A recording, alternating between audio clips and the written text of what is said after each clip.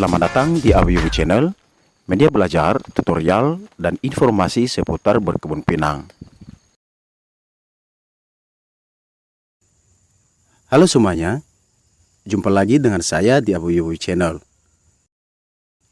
Pada video kali ini, saya sedang melakukan pembersihan di kebun pinang saya.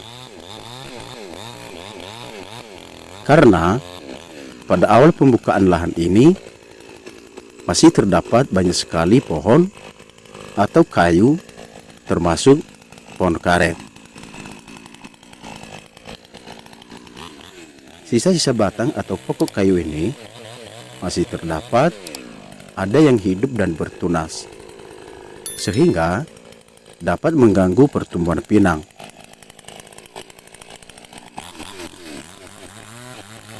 Nah, seperti yang kalian lihat, batang atau sisa pokok kayu saya potong dengan senso mini.